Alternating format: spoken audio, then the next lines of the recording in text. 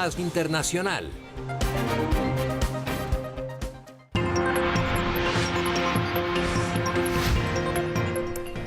Buenas noches y mucha atención que hace tan solo instantes aviones de la Marina de los Estados Unidos sufrieron un accidente frente a las costas de Japón. Colisionaron durante una operación de reabastecimiento de combustible. Los equipos de rescate buscan a los pilotos desaparecidos. Repetimos, hace tan solo instantes aviones de la Marina de los Estados Unidos sufrieron un accidente frente a las costas de Japón. Noticia en desarrollo de la que vamos a estar, por supuesto, muy atentos. De nuevo les damos las buenas noches y la bienvenida. Empieza aquí esta emisión de Red Más Internacional y vamos de una vez con la información. Seguimos atentos a lo que ya les comentábamos, información de último minuto. Por lo pronto, el presidente de Rusia, Vladimir Putin, recibió a su homólogo de Venezuela, Nicolás Maduro, en Moscú y respaldó al régimen chavista. También condenó cualquier intento de cambiar la situación por la fuerza. En un intento por encontrar apoyo de sus aliados a poco más de un mes de asumir un segundo mandato, el presidente de Venezuela, Nicolás Maduro, tuvo un encuentro con su homólogo ruso, Vladimir Putin. Entendemos y sabemos que la situación en Venezuela sigue siendo difícil. Apoyamos sus esfuerzos para lograr el entendimiento mutuo en la sociedad y todas las acciones dirigidas a reparar las relaciones con la oposición. Además de expresar su apoyo al régimen chavista, el mandatario ruso rechazó la presión internacional ejercida sobre Venezuela. Condenamos cualquier acción que sea claramente terrorista por naturaleza, cualquier intento de cambiar la situación por la fuerza. Por su parte, el mandatario venezolano agradeció el respaldo ofrecido por Putin. Hemos sido sometidos a todo tipo de agresiones, amenazas.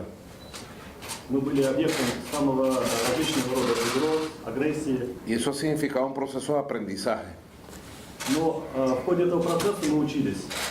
Siempre nuestra región fue tratada de esa forma, de hace 100 años para acá.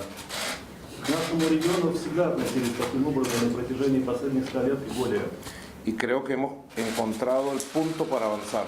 Funcionarios cercanos al presidente ruso informaron que en el encuentro con Maduro se trataron temas como la colaboración técnica y militar entre las dos naciones.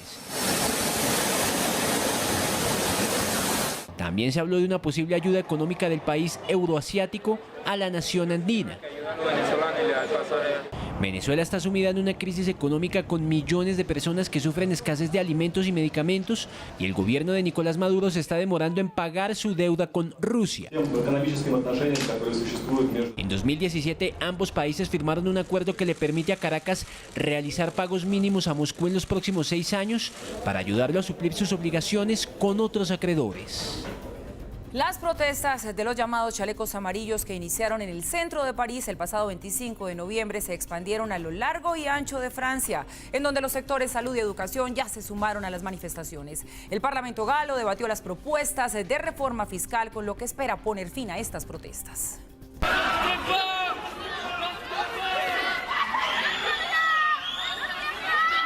París, Marsella, Toulouse y otras ciudades de Francia son hoy escenario de protestas por parte de los llamados chalecos amarillos, quienes salieron a las calles el pasado 25 de noviembre para protestar en contra del impuesto a la gasolina anunciado por el gobierno de Emmanuel Macron.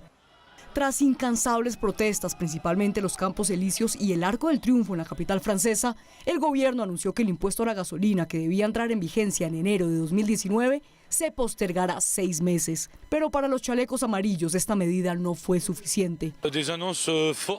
Para mí, los supuestos anuncios fuertes son débiles. Es débil porque 6 meses no son suficientes para que podamos volver a encarrilarnos. No es posible. Hoy el Parlamento francés debatió las propuestas de reforma fiscal. Para que el Estado se mantenga fuerte y estable, debe ser ante todo el garante del orden público, y es necesario para que Francia sea gobernada. Y como dije ayer, ningún impuesto vale la pena si pone en riesgo la unidad de la nación.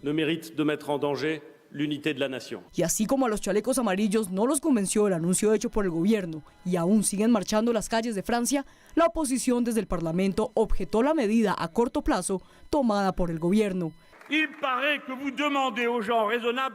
Parece que le estás pidiendo a la gente razonable que se quede en la casa el sábado. Bueno, estarán en las calles de todos modos. Ve y dile a nuestro presidente monarca que la gente razonable está en las rotondas y en las calles y que no se irán hasta que se dé por vencido o se vaya. Renuncie o vaya. Y cuando vaya, asegúrese de renunciar. El fin de semana el sector salud se sumó a las marchas y hoy estudiantes de colegios y universidades públicas salieron a las calles de las principales ciudades del país. Hemos llegado a la conclusión de exigir la matrícula gratuita para estudios superiores, sabiendo que el derecho a aprender está inscrito en nuestra Constitución, por lo que no hace falta decirlo, es sentido común. Lo que inició con marchas pacíficas se ha convertido en varios puntos del país en actos vandálicos y disturbios que ya dejan 4 muertos, más de 130 heridos y cerca de 450 detenidos. El gobierno francés espera que con los resultados del debate en el Parlamento, los chalecos amarillos abandonen las calles del país. La primera ministra británica Theresa May inició una carrera contrarreloj para intentar por última vez convencer al Parlamento de votar a favor del acuerdo del Brexit, firmado ya con la Unión Europea. El próximo martes se sabrá el resultado final y de no ser aprobado el documento, tanto el Brexit como la Premier podrían caerse. The ayes to the right, 311. The noes to the left, 293. So the ayes have it, the ayes have it. Así aprobaban los diputados una moción de desacato sin precedentes contra el gobierno de la primer ministra Theresa May. Se le acusa de haberse negado a proporcionar en su totalidad los informes legales sobre el acuerdo del Brexit aprobado por unanimidad por los 27 países miembros de la Unión Europea el pasado 25 de noviembre. Yesterday, the government published a reasoned position paper. Ayer el gobierno publicó un documento de posición razonando. Eso no fue un documento legal, simplemente describió el trato. Fue un resumen, estaba muy lejos de asesoramiento legal. El procurador general hizo una declaración al Parlamento y luego respondió preguntas. The attorney made a statement to the House and then he answered questions. But the government did not publish. Pero el gobierno no publicó el documento completo y final del procurador general al gabinete. Señor orador, eso es lo que falta. El gobierno se niega voluntariamente a cumplir con una orden vinculante de este Parlamento y eso es despreciable. And that is contempt. Está totalmente equivocado en eso. No hemos ocultado los hechos sobre el Brexit a los miembros de este Parlamento. Lo que verá es que la posición legal que se estableció el lunes en el documento de 34 páginas, junto con la declaración hecha y las respuestas a las preguntas dadas por el Procurador General el lunes, establece claramente el marco legal. En una carrera contrarreloj e intentando desviar las miradas de los diputados y medios de comunicación por la moción de desacato aprobada, la premier británica se dirigió al Parlamento para una vez más intentar convencerlos de votar a favor del documento final del Brexit. Es nuestro deber como políticos entregar el resultado que los británicos votaron en el referendo de 2016. Ellos votaron, les dimos la opción. Ellos votaron para dejar la Unión Europea. Nos corresponde salir de la Unión Europea los intereses de nuestro país. Theresa May insiste en que este acuerdo es el único posible, advirtiendo a su Parlamento que si lo tumban, existe el riesgo de un Brexit sin acuerdo o incluso podría no darse la separación de la Unión Europea. Este martes será la hora de la verdad, en donde la Cámara de los Comunes debe ratificar o rechazar dicho documento y, de ser aprobado, el próximo 29 de marzo iniciará la salida del Reino Unido de la Unión Europea. Ya estamos de regreso, continuamos con la información y nos vamos ahora para los Estados Unidos porque hay luto nacional en este país. Washington se reunió para despedir en medio de honores al expresidente George H.W. Bush. En la ceremonia se encontraron 4 expresidentes. Después de permanecer por 37 horas en capilla ardiente en la rotonda del Capitolio, sus restos fueron llevados a la Catedral Nacional de Washington. Con 21 cañonazos inició el funeral de Estado. El presidente Barack Obama y su esposa Michelle estaban sentados al lado de Bill y Hillary Clinton junto a Jimmy Carter y su esposa. Donald Trump llegó junto a su esposa Melania. El republicano saludó a los Obama, un momento incómodo donde las miradas fueron rápidas y las que no se cruzaron fueron las de los Trump con los Clinton, con quienes tampoco hubo apretón de manos. Como el veterano de guerra, comandante en jefe, padre, amigo y compañero. Tantos roles que jugó y en la vida de tantas personas que lo despidieron como un héroe. Su hijo, el también expresidente George W. Bush, confesó cuáles fueron sus últimas palabras. El viernes pasado, cuando me dijeron que tenía minutos de vida, lo llamé. Él me contestó el teléfono y me dijeron, creo que puede oírte, pero no ha dicho nada durante la mayor parte del día. Le dije que ha sido un padre maravilloso y las últimas palabras que dijo en la tierra fueron, yo también te amo. I love you too. Y fue así como describió a su padre, quien anhelaba descansar junto a su esposa Barbara y su hija Robin, quien murió cuando tenía 3 años. Un hombre grandioso y noble, el mejor padre que un hijo o hija pueda tener. Y a nuestro pesar, sonreímos sabiendo que papá está abrazando a Robin y sosteniendo la mano de mamá otra vez. Con la admiración de un hijo a su padre. Cuando se escriban los libros de historia, dirán que George W. Bush fue un gran presidente de los Estados Unidos, un diplomático de habilidad incomparable, un comandante en jefe, un logro formidable y un caballero que ejecutó los deberes de su cargo con dignidad y honor. Una ceremonia sentida, llena de homenajes y protocolos donde también hubo momentos para anécdotas y risas. Él no toleraba las verduras, especialmente el brócoli, y por cierto, transmitió estos defectos genéticos a nosotros. Y es así como lo recuerdan. La persona más decente y honorable que he conocido fue mi amigo George Bush, uno de los nobles de la naturaleza. Su epitafio tal vez debería tener una sola letra, la letra L de lealtad, que corría por su sangre. Lealtad a su país, lealtad a su familia, lealtad a sus amigos, lealtad a las instituciones de gobierno y siempre, siempre, siempre amigo de sus amigos. Los reyes de Jordania, la canciller alemana Angela Merkel y el príncipe Carlos, junto a grandes líderes que alguna vez compartieron con el exmandatario, quisieron dar el último adiós en medio de honores al hombre que gobernó Estados Unidos entre 1989 y 1993 y que selló el fin de la Guerra Fría. George H.W. Bush, el hombre quien hizo levantar de su silla de ruedas al senador Bob Dole, quien con las dificultades de los 95 años no escatimó esfuerzos para hacer su saludo militar. Un veterano de guerra quien sirvió a Estados Unidos durante la Segunda Guerra Mundial y quien rindió homenaje a quien un día fue su contrincante. Tras la ceremonia, sus restos fueron llevados a Texas, donde será sepultado al lado de su esposa Barbara en el Museo Biblioteca Bush. Muy bien, pues despide Estados Unidos hoy a George Bush padre y por supuesto aquí en Red Más Internacional hablamos de la vida de este hombre que tuvo precisamente un trasegar político bastante intenso. Saludamos a nuestro invitado Gabriel Clavijo, internacionalista y profesor universitario. Gabriel, bienvenido y muy buenas noches. Muchas gracias, Paula, buenas noches. Bueno, creo que hay mucho para hablar acerca de un hombre como George Bush padre, pero empecemos por ese legado político. Si yo le pregunto a usted cuál es el legado político, ¿usted qué me diría?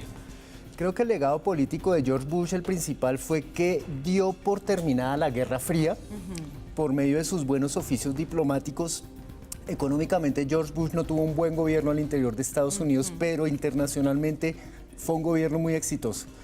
En la medida que supo catalizar todos los descontentos en Europa Oriental y sobre todo en la Unión Soviética que aún existía, y pudo sentarse a negociar con los líderes de la parte este del mundo, detrás de la cortina de hierro, y llegar a una solución pacífica y sin disparar ningún misil, que era el miedo final que tenía el mundo durante 50 años de Guerra Fría, que tuviera una solución por vía armada. Eso fue uno de los principales legados que transformó la historia del mundo y es uno de los hitos fundamentales el año 1989 dentro de la historia del siglo XX. ¿Y lo ven así y lo agradecen así los estadounidenses, los ciudadanos, o ellos qué idea y qué imaginario tienen de George Bush padre? El imaginario de George Bush padre es un presidente que no fue muy popular dentro de Estados Unidos, es un presidente que no tenía carisma, es un republicano pragmático, de la línea pragmática, y hizo dos cosas muy importantes al interior de Estados Unidos. Cumplió con su promesa de no subir impuestos directamente después de un periodo de Reagan, de un neoconservadurismo muy fuerte, una derecha populista muy fuerte del gobierno Reagan, donde se bajaron los impuestos. Él prometió no aumentarlos, pero al final de su periodo, cuando se presentó la invasión a Irak, la primera guerra del Golfo, se vio enfrentado a subir los impuestos. Eso le costó la reelección a George Bush. Cuando sube los impuestos, llega un presidente joven, un presidente con muchísimo carisma como Bill Clinton, un presidente que sabía comunicarse en las cámaras, que sabía hablar con los jóvenes, que sabía utilizar nuevas formas que estaban naciendo dentro de la política y evidentemente lo desbancó. La imagen de George Bush George Bush padre es una persona anquilosada, es el típico norteamericano que cala muy bien dentro del imaginario WASP, White, Anglo-Saxon and Protestant, héroe de guerra, Segunda Guerra Mundial, que se formó de una élite política con su padre Prescott Bush, y que hizo las cosas medianamente bien, acertadas internacionalmente, recuperó el nombre de Estados Unidos como potencia y como líder mundial, pero que no tuvo una profunda tejido de lazos dentro del Partido Republicano. Entonces queda como esa imagen del presidente tradicional, cero carismático, que hizo las cosas que debía hacer, pero que no caló dentro del imaginario popular como un presidente como Bill Clinton o como Barack Obama, que claro, es una mucho nueva más generación. carismáticos y más cercanos a la gente. Claro. Ya usted, Gabriel, nos mencionaba algo de lo que ha sido la trayectoria política o de lo que fue mejor de George Bush padre. Digamos que él ejerció su carrera pública desde varias posiciones, porque mire, fue piloto de guerra, embajador de la ONU, fue congresista, director de la CIA, vicepresidente y finalmente presidente. Sin duda creo que este recorrido le permitía a él tener visiones distintas desde varias facetas, porque es diferente cuando uno lo ha ejercido a cuando le cuentan cómo es ser piloto. Claro, él vino, como te dije en el principio, él hizo todo el recorrido. George Bush y John McCain, que acabó de morir, son los políticos tradicionales del corazón del público, del electorado republicano, héroes de guerra que sacrificaron su juventud por la patria. George Bush fue el piloto de la Marina más joven en la Segunda Guerra Mundial. Entonces, esto cala mucho dentro del electorado republicano norteamericano e hizo toda la carrera, todo el ascenso, el rising up dentro del mundo político. Tanto así que llegó a ser el vicepresidente de Ronald Reagan, que fue un hito muy importante en los años 80 dentro de la construcción neoconservadurista con Margaret Thatcher, que llevó al mundo a un periodo de una derechización de las relaciones internacionales, algo que se está viendo de cierta medida hoy en día con Trump, con Bolsonaro, con muchas de las derechas en Europa y en Norteamérica. Bueno, ya usted también nos hablaba acerca de los buenos oficios que cumplió como presidente en materia internacional y nos comentaba cuál fue esa labor diplomática que ejerció en el fin de la Guerra Fría. Pero ¿cuál fue el papel de George Bush padre en la reunificación de las Alemanias con la caída del muro de Berlín? Básicamente lo que hizo fue poner una posición más de concordancia y de apertura, de escucha a las necesidades que estaba viviendo el pueblo de Alemania Oriental. No fue un partícipe preponderante, fue mucho más fuerte la participación, por ejemplo, del sindicato Solidaridad de Walesa, en polaco, que se metió también en Europa Oriental, pero permitió y abonó el camino para que se diera un ambiente de calma, para que hubiera una transición, no digo que pacífica porque no fue pacífica, hubo revoluciones al interior de cada país, pero lo que hizo Estados Unidos fue no presionar internacionalmente para que se aceleraran, sino se esperó a que dieran su curso natural.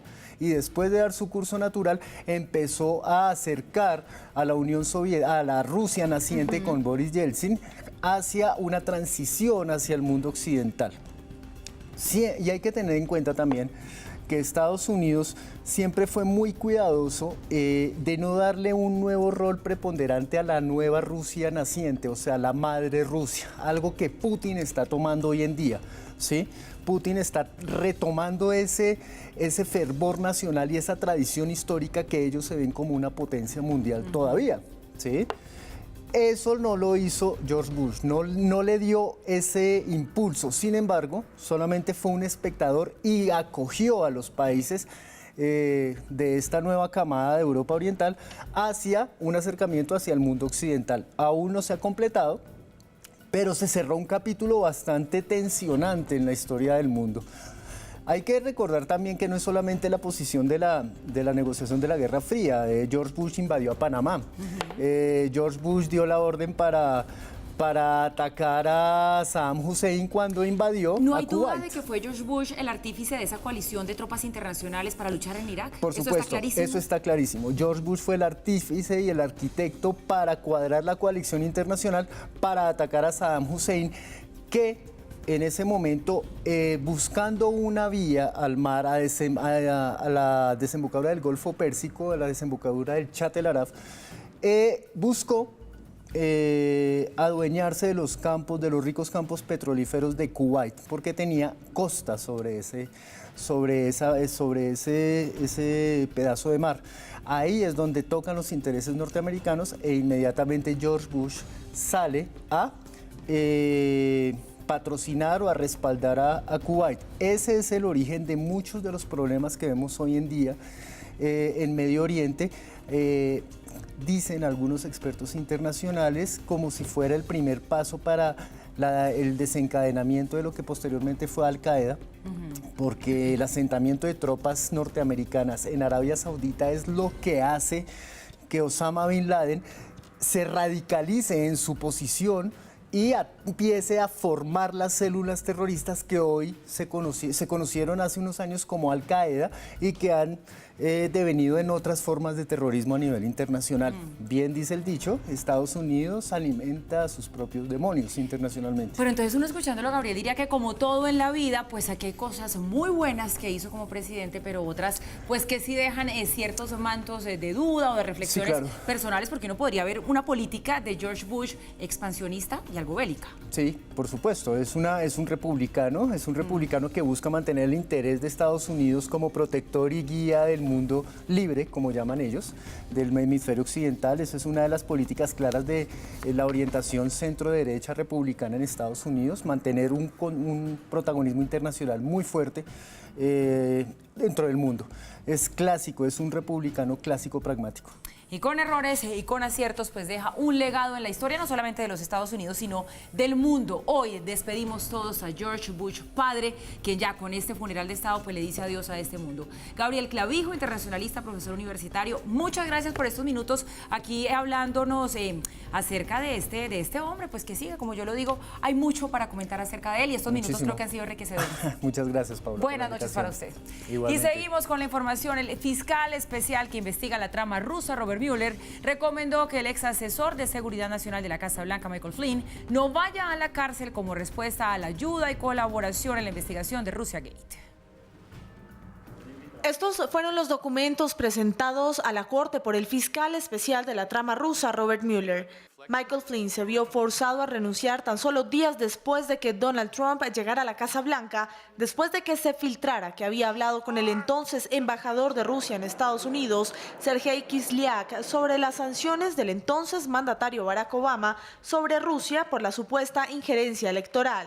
En el texto asegura que el ex asesor de seguridad nacional de Trump, Michael Flynn, dio una ayuda sustancial a la investigación sobre la intromisión rusa en las elecciones presidenciales de noviembre de 2016. Las condiciones que fueron ofrecidas a Michael Flynn y el hecho de que el fiscal especial Robert Mueller recomiende no mandarlo a la cárcel señalarían que su aporte a la investigación ha sido de gran importancia. El ex asesor de seguridad nacional de la Casa Blanca se declaró culpable hace un año de haber mentido al FBI sobre sus contactos con Rusia y fue ahí cuando empezó a colaborar con el fiscal especial Robert Mueller, por lo que pedían una sentencia de hasta 6 meses para Flynn. En el documento presentado por Mueller revelan que Flynn se ha sometido este año a 19 interrogatorios y que ha cooperado en múltiples líneas de investigación. La Fiscalía de Turquía ordenó la captura de 2 colaboradores del príncipe heredero a la corona de Arabia Saudita, quienes estarían tras el asesinato del periodista Jamal Khashoggi el pasado 2 de octubre dentro del consulado saudí en Estambul. 2 meses han pasado desde la desaparición del periodista saudí Jamal Khashoggi, quien fue visto por última vez entrando al consulado saudí en Estambul.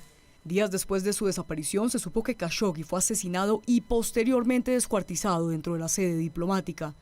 Turquía, el principal interesado en esclarecer los hechos y encontrar a los actores tanto materiales como intelectuales del asesinato, ha pedido en repetidas ocasiones al Reino de Arabia Saudita colaborar de la manera más transparente con la investigación. Hasta ahora hemos pedido pacíficamente a Arabia Saudita información sobre las investigaciones, pero desafortunadamente no hemos recibido información. Arabia Saudita siempre pide información de nosotros, es su derecho. Nosotros siempre compartimos la información, pero Arabia Saudita necesita ser transparente con nosotros y con la comunidad internacional. Deben compartir los hallazgos de esta investigación, pero en vez de hacerlo, vemos comunicados contradictorios. Pero al parecer la paciencia del gobierno de Recep Tayyip Erdogan está llegando a su fin. La Fiscalía turca dictó hoy una orden de detención contra el general Ahmed al-Asiri, jefe adjunto de los servicios de inteligencia saudíes, y Saud al-Qahtani, asesor del príncipe bin Salman en temas de comunicación. Los dos han sido señalados por las autoridades turcas como cercanos colaboradores del príncipe heredero e implicados en la organización del asesinato de Khashoggi. La agencia de inteligencia de Estados Unidos, CIA, afirmó hace unas semanas haber escuchado audios respecto al asesinato del periodista que revelan que el príncipe bin Salman está involucrado en el crimen. Hoy, la alta comisionada de la ONU para los Derechos Humanos, Michelle Bachelet, exigió iniciar una investigación internacional para esclarecer los hechos. Creo que se necesita, especialmente para averiguar lo que realmente ocurrió y quiénes son los responsables de este terrible asesinato. El gobierno de Erdogan respaldó la sugerencia de Bachelet y afirmó que colaborará en todo lo que esté a su alcance. En noticias de América Latina, opositores al presidente de Bolivia, Evo Morales, rechazaron la decisión del Tribunal Electoral de permitirle postularse para un nuevo mandato. Luego de que el Poder Electoral avalara la nueva aspiración de Evo Morales para los comicios del próximo año en Bolivia, Movimiento al Socialismo, instrumento político por la soberanía de los pueblos, Juan Evo Morales Ayma, candidato a la presidencia. varios grupos políticos convocaron manifestaciones en contra de esa medida en La Paz y otras ciudades del país. Bolivia dijo no. Bolivia dijo no. El tribunal no da ninguna explicación, nos coloca a todos en la misma lista para habilitar de manera tramposa a Evo Morales y Álvaro García. Mi expresión es de profunda indignación. También adelantaron plantones frente a la sede del Poder Electoral para exigir que respeten el referendo de 2016 en el que rechazaron que Evo se volviera a postular. ¡Asesinos! ¡Tribunal Supremo! ¡Asesinos! Algunos seguidores del mandatario también salieron a las calles para expresar su felicidad y decir que quieren a Evo para el periodo 2020-2025. Evo, amigo, el pueblo está contigo. Para el pueblo boliviano, sinceramente, es una alegría para nosotros. Esto nos da a trabajar en la campaña electoral, nos da fortaleza, porque el pueblo sabio en la cancha definirá quiénes van a ganar. Morales llegó por primera vez a la presidencia en 2006. Gracias a una reforma constitucional fue elegido nuevamente en 2010 y 2014. A finales del año pasado, el Tribunal Constitucional sentenció que el límite de 2 mandatos presidenciales es una violación de los derechos humanos y autorizó la nueva nominación de Morales, algo que la población había rechazado en un referendo celebrado en 2016. Venezuela planea importar este mes más de 300.000 barriles de combustible por día, así lo reveló la agencia Reuters. El país con las reservas de crudo más grandes del mundo no ha podido este año producir suficiente combustible para satisfacer la demanda local y cumplir con los suministros a sus clientes, incluidos los contratos de petróleo a cambio de préstamos con aliados como Rusia y China. Así lo revela esta investigación de la agencia Reuters, según la cual Venezuela está planeando importar este mes más de 300.000 barriles por día de productos derivados para aliviar el déficit interno de combustibles.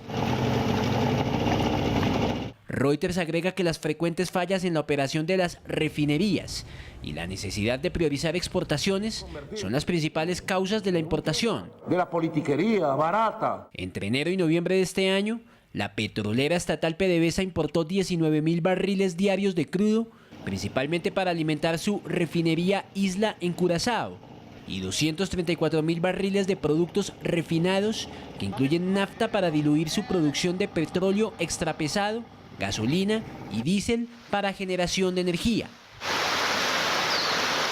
En total son 253.000 barriles diarios de importaciones totales en lo que va del año, lo que representa un máximo histórico y un incremento del 40% en comparación con los 180.250 barriles diarios adquiridos el año pasado, según cifras internas de PDVSA.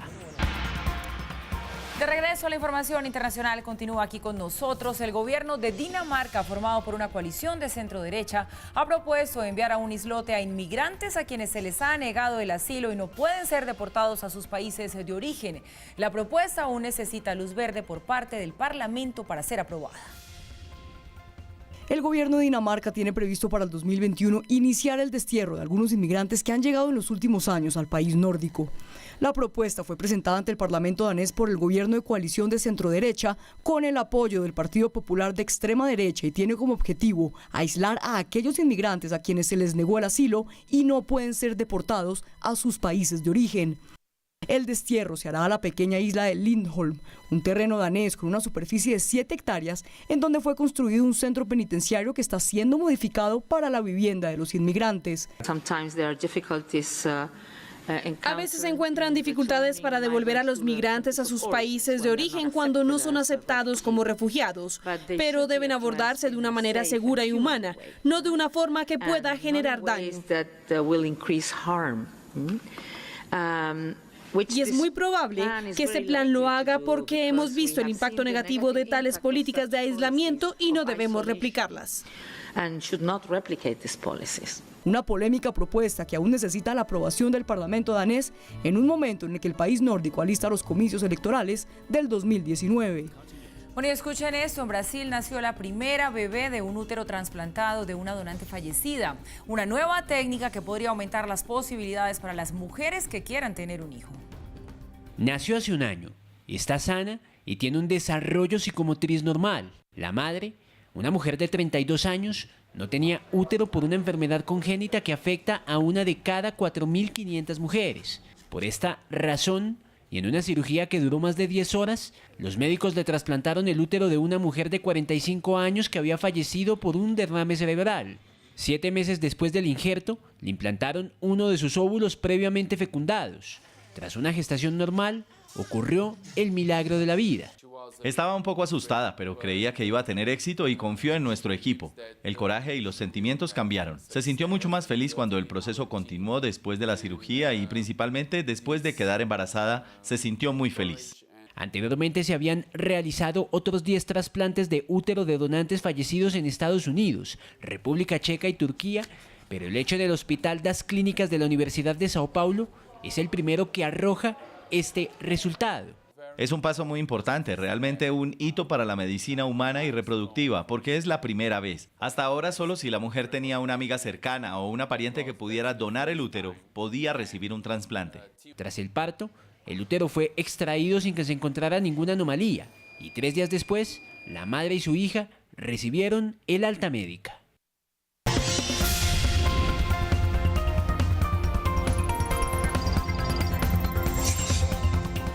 Y repasamos a esta hora el hecho internacional del día. El presidente de Rusia, Vladimir Putin, recibió a su homólogo de Venezuela, Nicolás Maduro, en Moscú y respaldó al régimen chavista. También condenó cualquier intento de cambiar la situación por la fuerza.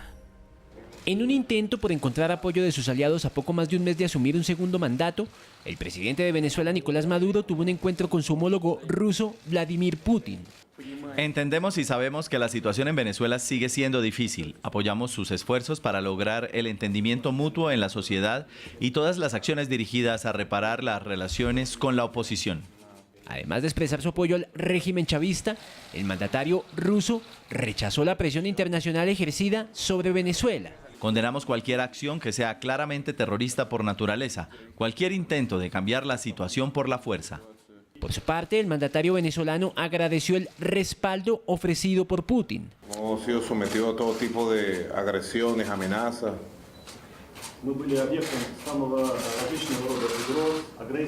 Y eso ha significado un proceso de aprendizaje. Siempre nuestra región fue tratada de esa forma, de hace 100 años para acá.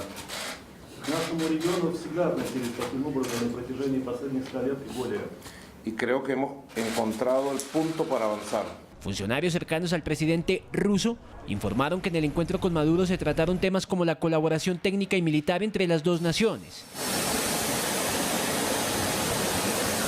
También se habló de una posible ayuda económica del país euroasiático a la nación andina.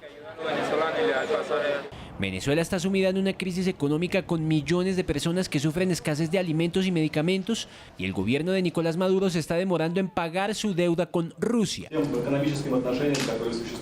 En 2017, ambos países firmaron un acuerdo que le permite a Caracas realizar pagos mínimos a Moscú en los próximos 6 años para ayudarlo a suplir sus obligaciones con otros acreedores.